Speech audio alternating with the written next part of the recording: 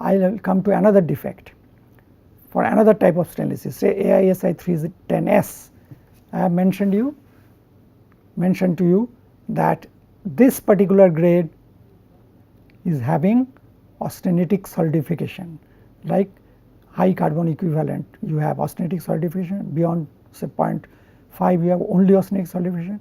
Similar is the case for A310S, for the nickel equivalent or chromium equivalent above 0.74. Between 0.55 and 0.74 you have peritectic range, above 0.74 you have totally austenitic solidification. That means you have initially liquid, then liquid plus austenite, and finally austenite when it is solidified, no other transformation. So, what is the peculiarity for such grades? I have mentioned, since this is austenitic solidification, incidence of microsegregation is quite high. I have given you the figures earlier that between delta solidification and austenitic solidification, incidence of microsegregation for austenitic solidification is relatively high for the deleterious elements like phosphorus and sulfur. I have given you figures earlier.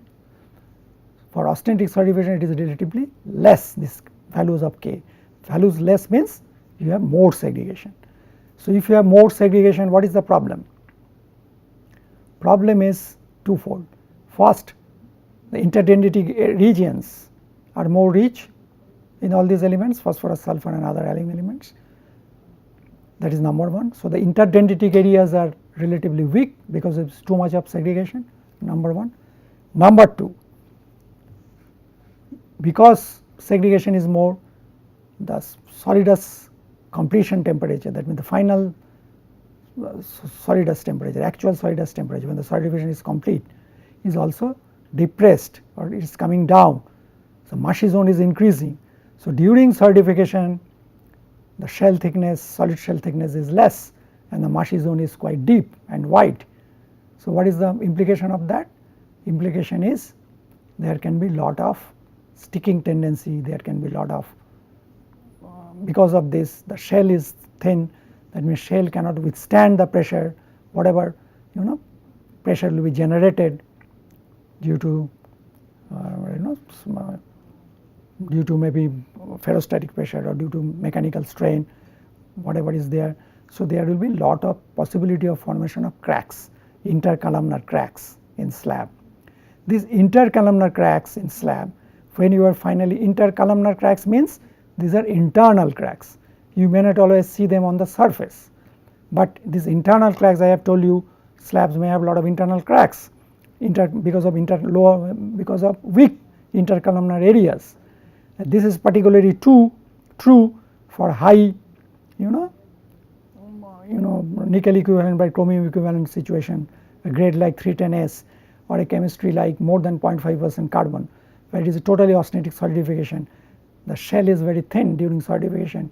So, the chance of lot of crack formation in the shell, because it is thin, it is relatively weak.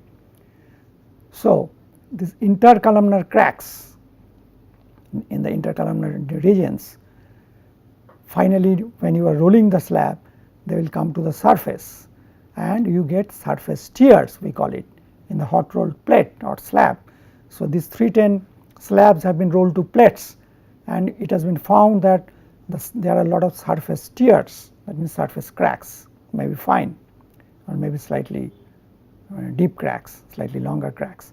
So, these are basically originating from the internal intercolumnar cracks in slab, which are existing in slab subsurface or at the interior of the slabs, internal locations of the slab, which are coming to the surface during hot rolling. So, what has to be done? As I have mentioned, this is basically happening due to microsegregation, so austenitic solidification. So, the solution lies in controlling the amount of phosphorus and sulfur. That is what we have done. So, you see, when the phosphorus and sulfur content is relatively more, so 0.6, the incidence of such defect is very high, say about 40%, 35%, 40%. And if you can bring this phosphorus or sulfur to as low as 0.3, you see the incidence has come down to less than 10%. So, depending on what is the type of defect, what is the alloy, the solution has to be accordingly decided. In 304 depression type of grade, we adjusted the chemistry by controlling nickel equivalent by chromium equivalent, bringing down it from slightly higher than 0.55 to less than 0.55, and we got much improvement in as far as the incidence of depression is concerned. For 310S, it is austenitic solidification, different from 304, totally different sequence of solidification. Here the problem is intercolumnar cracks which are located internally in the slab. 304, more problem was surface depression, and because of the surface depression there was subsurface cracks. Here the problem was internal cracks at intercolumnar locations in slab. They are giving rise to or resulting in surface tears in the hot roll plate, whatever has been done from the slabs. So, here since it is a totally austenitic solidification, you have to control or rather reduce the intensity of the defect by controlling phosphorus and sulfur, which are notorious elements as far as segregation is concerned, microsegregation is concerned. So, the solution lies in controlling the phosphorus sulfur. So the control of phosphorus and sulfur is more important for austenitic type of solidification as compared to ferritic type of solidification. In ferritic type of solidification, this much of control would not have resulted in much improvement except very minor improvement, but here it has a dramatic improvement. So again I am repeating, depending on what is the type of solidification, what is the type of grade, you have to decide what is the solution. A typical alloy, a typical grade will have a particular defect. All defects are not identical, whether it will be a surface defect, whether it will be an internal defect, it may depend on the solidification sequence, it may depend on the chemistry. As I have mentioned several times, the so called peritectic grades, it has a particular type of defect. Defects are more at the surface for such type of grades, more of depression that is on the surface. Because of the depression there may be subsurface cracks, but the problem is depression, problem is surface cracks. So if you can control those, if you can have a better surface, we are successful in having a good quality. But for 310S, problem is something else, problem is more of internal cracks. So what you have to do? You have to control phosphorus and sulfur. Sulfur you can control somewhat, again I have to telling you, by using a higher ratio of manganese by sulfur, more than 25, more than 30 say. But for phosphorus there is no other element which can take care of. So you have to control phosphorus to get a better quality steel where this type of cracks, the incidence of this type of cracks are relatively less. So I have mentioned to you different type of defects. First I have mentioned about the defect at the central region. It can happen in all types of grades, but it will be relatively more for austenitic grades which are undergoing austenitic solidification. Why? Because their microsegregation is relatively more. Because microsegregation is more, the segregating elements will get a chance to segregate towards the last stage of solidification. So these defects are relatively more in slightly higher carbon chemistry which is having higher carbon, or in stainless steel which are having higher nickel equivalent by chromium equivalent. So what has to be done there? You have to use mechanical soft reduction to control the central defect. Mechanical soft reduction I have mentioned, two things are very important: where you use the mechanical soft reduction, at what location, and what is the intensity of the soft reduction. How much pressure do you put, how much thickness you reduce so that creates the pressure. I have mentioned the two things are important: where you put mechanical soft reduction and how much of intensity of soft reaction you are giving. If you put relatively less amount of pressure, it may not be adequate, it may be inadequate to compensate the shrinkage, formation of shrinkage, central shrinkage. So, you have to have adequate amount of reaction, but if it is more than adequate, so it will create more harm than good, it will generate internal cracks. That is why for any factor there is an optimum range, nothing can go beyond that. So, it should not be too low, it should not be too high, it should be adequate within the desirable range. So, the location as well as the intensity, the amount of reduction is very important to get a good internal quality, where cracks will be less, almost nil, segregation amount will be less, and it will be distributed as I have shown in the figures. Here you see there is both crack as well as segregation at the central region, the intensity is quite high. Using mechanical soft reaction in the same alloy, same grade, same type of continuous casting parameter, same type of caster, only difference was we are using this facility, mechanical soft reduction in the caster. So, that means certain areas of the caster where solidification is getting completed, there we have given mechanical soft reduction by changing the distance between the rolls. Basically, how we are giving mechanical soft reduction? We are changing the distance, these are the rolls, So, we are changing the distance between the rolls. The normal distance is this, we are slightly decreasing the distance and finally coming to the desired distance. So, in this process we are putting some pressure, we are giving some mechanical reduction, but again I am telling it is called soft reduction. It is, there is a gradient, slowly it is increasing, not suddenly. If you suddenly increase the reduction, that means you will give some sudden strain which is not desirable. So, the strain rate is important, slowly it should increase, the value should be relatively less, the rate of increase should be low, the strain rate also is important, it should be relatively less. So, these are important issues which should be kept in mind. So, the central quality can be improved by mechanical soft reduction. Then the depression in 304 type of peritectic grades stainless steel, it can be improved by controlling minor adjustment of chemistry, by having the chemistry which is slightly less than the peritectic start, nickel equivalent of chromium by nickel equivalent divided by chromium equivalent value of 0.55 I have told you is the peritectic start chemistry. So, instead of slightly more than this, you should have a slightly less than this nickel equivalent chromium equivalent.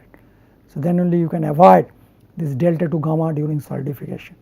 This delta to gamma transformation for this type of chemistry will be having lower than, at a temperature which is lower than the solidification complete temperature. So, that delta gamma transformation strain is not present in the crucial brittle temperature region which is around solid dust temperature. This is the strategy which we are following here. By minor adjustment of chemistry, delta to gamma transformation, we are bringing it down from around end of solid dust to lower than solid dust. If it is lower than the solid dust, the crucial brittle temperature range we are avoiding. The crucial brittle temperature range is between solid fraction of 0.9 and 1, between the temperature of liquid impenetrable temperature LIT and I have mentioned earlier it was 0 ductility temperature ZDT, which coincides with solidification completion temperature. So, if you can have the delta gamma transformation at a temperature lower than solidification completion temperature or ZDT temperature, then the problem is tackled to a large extent. So, this is the strategy we are adopting for 304 type of steel where you have lot of surface depression.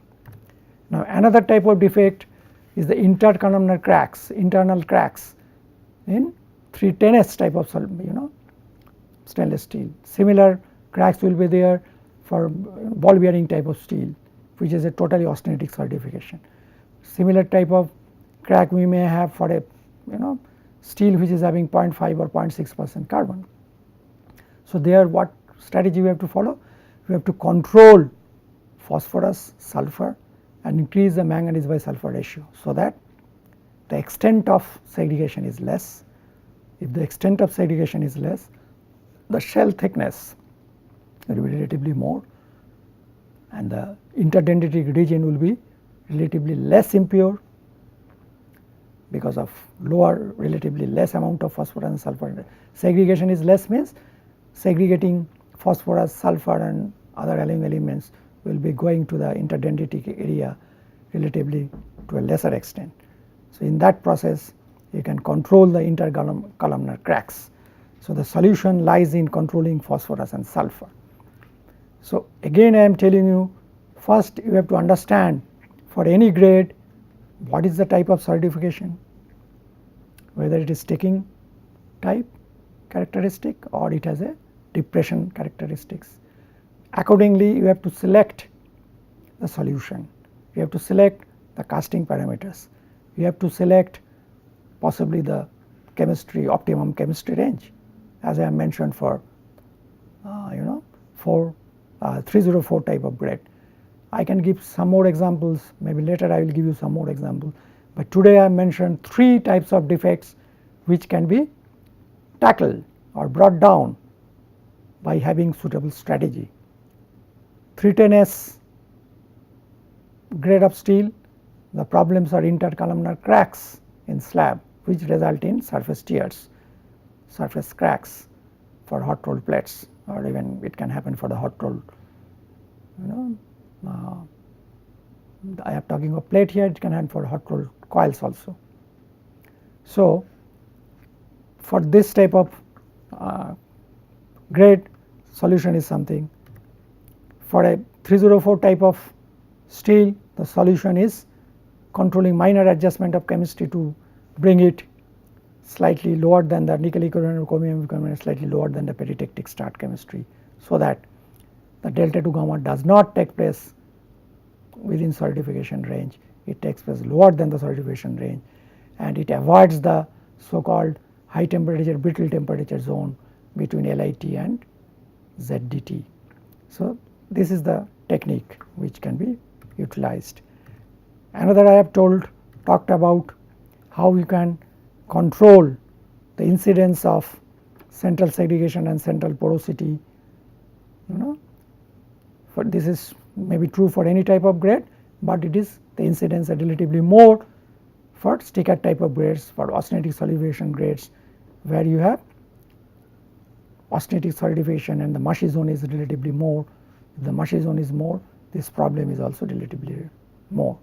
So you can control this by having soft reduction. I have mentioned here the location of soft reduction has to be properly selected towards the end of the solidification, final stage of solidification, and how much of soft reduction do you give, that is also important. If it is less than the adequate value, it will have no effect. If it is more than the adequate the optimum value, it may generate cracks. So the optimum level is very important. So again I am repeating, depending on the type of solidification characteristics, you may have different type of defects, whether surface or internal. Even in internal you can have at the center or at other locations. So if you understand what is the solidification sequence, then you can understand why those cracks are forming, what are the problems for those quality, why quality is getting affected. And if you understand that, you can devise the solution, you can devise the way which can take care of this problem. This is very important for understanding. Thank you very much.